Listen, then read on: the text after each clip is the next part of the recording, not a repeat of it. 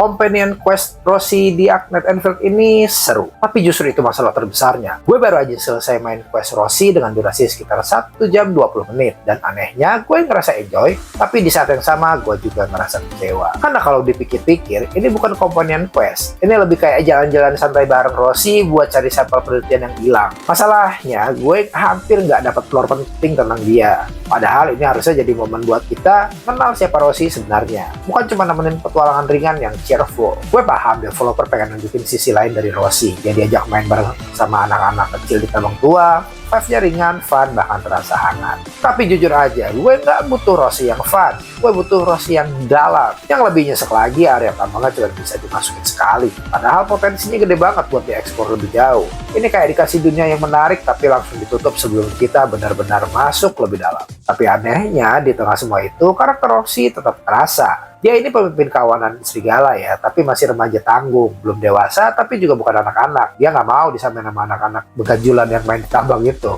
Dan karena dia nggak pernah benar-benar merasakan bermain, pas dia interaksi sama anak-anak itu kelihatan banget kikuknya, dan justru itu yang bikin dia terasa real. Itu bagian yang menurut gue berhasil.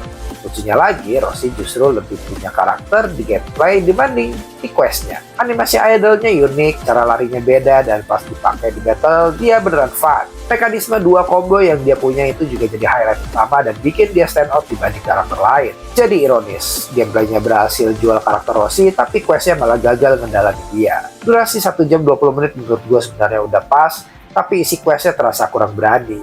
Kalau dibandingin sama companion questnya Tang-Tang di Cimbok Stockade, gue jauh lebih inget cerita dan konflik Tang-Tang daripada Rosie. Dan mungkin ini memang disengaja, karena di patch 1.1 kita udah dikasih cerita yang berat dan emosional di awal. Jadi di fase Rosie ini dibuat lebih ringan dan cheerful buat balancing. Tapi kalau itu alasannya, menurut gue ini kompromi yang terlalu jauh. Karena untuk ukuran companion quest, ini bukan kurang bagus, ini kurang penting.